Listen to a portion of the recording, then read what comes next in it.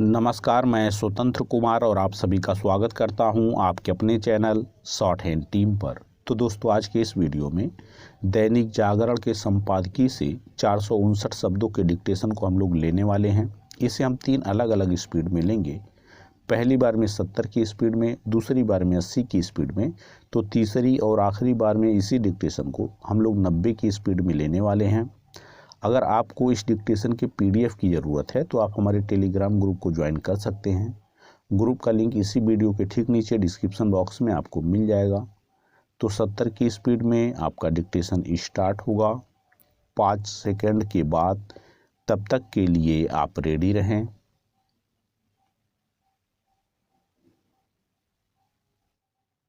Start. अंततः राष्ट्रपति के अभिभाषण पर धन्यवाद प्रस्ताव पर चर्चा के बहाने संसद चल निकली, लेकिन जैसा कि अपेक्षित था कि उसमें भी अदानी मामले की गूंज सुनाई दी। राहुल गांधी ने इस मामले को जोर शोर से सदन में उठाया और प्रधानमंत्री नरेंद्र मोदी पर निशाना साधा। सत्ता पक्ष के तेवरों से यह स्पष्ट है कि वह राहुल गांधी और अन्य नेताओं की ओर से उठाए गए सवालों का जवाब देने के लिए तैयार हैं। कहना कठिन है कि इस जवाब से अदानी समूह को लेकर उभरा विवाद शांत होगा या नहीं, लेकिन यह ठीक नहीं कि इस विवाद के बहाने उद्योगपतियों को खलनायक साबित करने की कोशिश की जा रही है। यह शुभ संकेत नहीं।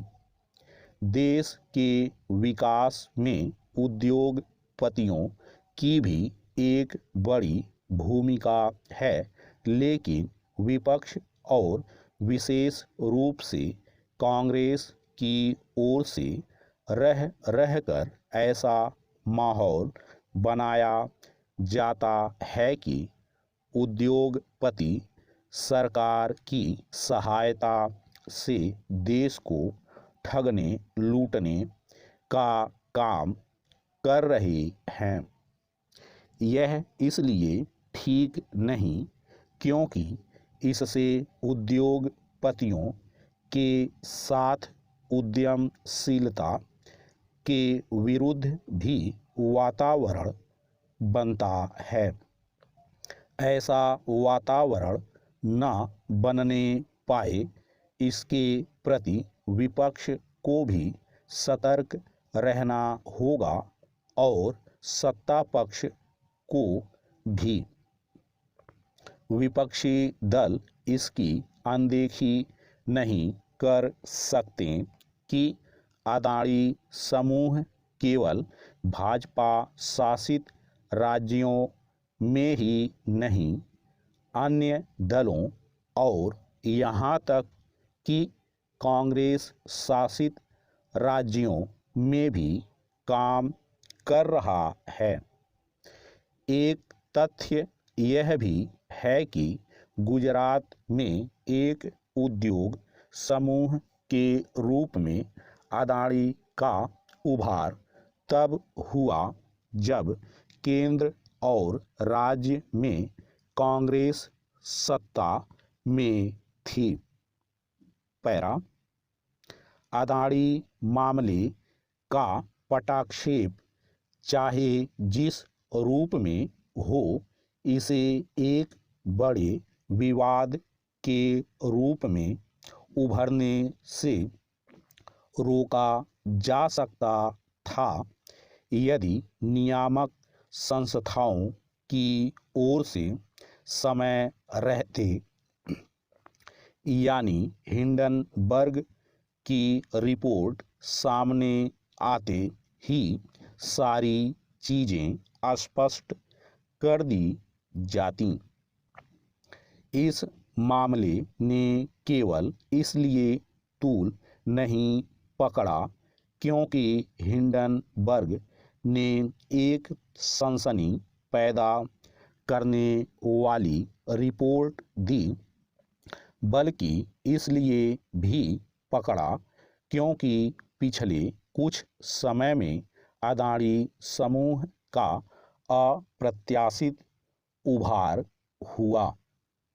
इसके अतिरिक्त कोविड की मंदी के बावजूद अदानी समूह की कंपनियों के शेयरों में आश्चर्यजनक ढंग से तेजी आई।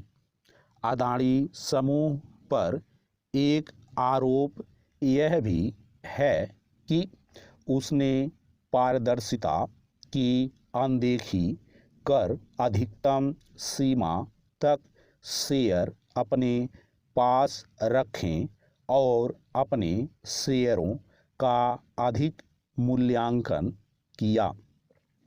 कायदे से सेबी को इन सब आरोपों का जवाब तत्परता से देना चाहिए था, इसलिए और भी क्योंकि अदानी समूह की ओर से दिया गया जवाब सभी सवालों का समाधान नहीं कर सका। स्पष्ट है कि यदि सेबी अपनी जिम्मेदारी का निर्वाह समय रहते सही तरीके से करता तो जो विवाद खड़ा हुआ उससे बचा जा सकता था। कम से कम अब तो सेबी और अन्य नियामक संस्थाओं को चेतना ही चाहिए, क्योंकि जो कुछ हो रहा है उसमें उनकी सुस्ती का भी हाथ है। स्टॉप। दोस्तों, इसी डिक्टेशन को दूसरी बार में हम लोग 80 की स्पीड में लेंगे और आपका समय स्टार्ट होगा 5 सेकंड के बाद। तब तक के लिए आप रेडी रहें।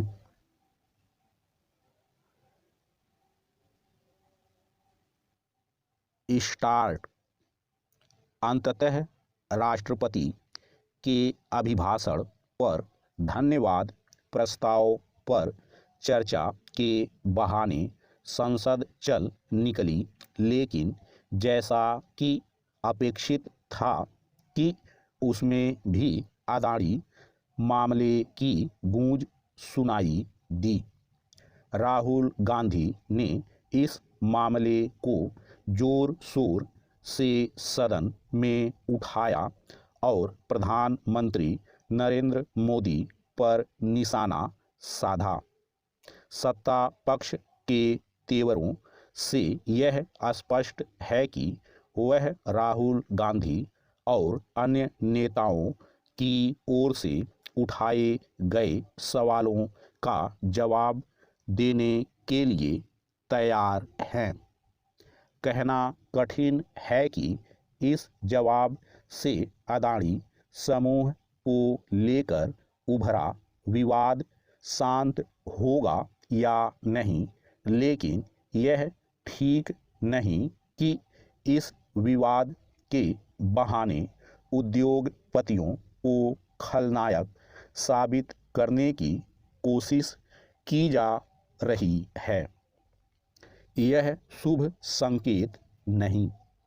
देश के विकास में उद्योगपतियों की भी एक बड़ी भूमिका है, लेकिन विपक्ष और विशेष रूप से कांग्रेस की ओर से रह कर ऐसा माहौल बनाया जाता है कि उद्योगपति सरकार की सहायता से देश को ठगने लूटने का काम कर रहे हैं। यह इसलिए ठीक नहीं क्योंकि इससे उद्योग उद्योगपतियों के साथ उद्यमशीलता के विरुद्ध भी वातावरण बनता है। ऐसा वातावरण न बनने पाए, इसके प्रति विपक्ष को भी सतर्क रहना होगा और सत्ता पक्ष को भी। विपक्षी दल इसकी अनदेखी नहीं कर सकते कि अदानी समूह केवल भाजपा शासित राज्यों में ही नहीं, अन्य दलों और यहाँ तक कि कांग्रेस शासित राज्यों में भी काम कर रहा है। एक तथ्य यह भी है कि गुजरात में एक उद्योग समूह के रूप में अदानी का उभार तब हुआ जब केंद्र और राज्य में कांग्रेस सत्ता में थी। पैरा अदानी मामले का पटाक्षेप चाहे जिस रूप में हो, इसे एक बड़े विवाद के रूप में उभरने से रोका जा सकता था यदि नियामक संस्थाओं की ओर से समय रहते, यानी हिंडनबर्ग की रिपोर्ट सामने आते ही सारी चीज़ें स्पष्ट कर दी जाती। इस मामले ने केवल इसलिए तूल नहीं पकड़ा क्योंकि हिंडनबर्ग ने एक सनसनी पैदा करने वाली रिपोर्ट दी, बल्कि इसलिए भी पकड़ा क्योंकि पिछले कुछ समय में अदानी समूह का अप्रत्याशित उभार हुआ। इसके अतिरिक्त कोविड की मंदी के बावजूद अदानी समूह की कंपनियों के शेयरों में आश्चर्यजनक ढंग से तेजी आई। अदानी समूह पर एक आरोप यह भी है कि उसने पारदर्शिता की अनदेखी कर अधिकतम सीमा तक शेयर अपने पास रखें और अपने शेयरों का अधिक मूल्यांकन किया। कायदे से सेबी को इन सब आरोपों का जवाब तत्परता से देना चाहिए था, इसलिए और भी क्योंकि अदानी समूह की ओर से दिया गया जवाब सभी सवालों का समाधान नहीं कर सका। स्पष्ट है कि यदि सेबी अपनी जिम्मेदारी का निर्वाह समय रहते सही तरीके से करता तो जो विवाद खड़ा हुआ उससे बचा जा सकता था। कम से कम अब तो सेबी और अन्य नियामक संस्थाओं को चेतना ही चाहिए, क्योंकि जो कुछ हो रहा है उसमें उनकी सुस्ती का भी हाथ है। स्टॉप। दोस्तों, इसी डिक्टेशन को तीसरी और आखिरी बार में हम लोग 90 की स्पीड में लेंगे और आपका समय स्टार्ट होगा 5 सेकंड के बाद। तब तक के लिए आप रेडी रहें।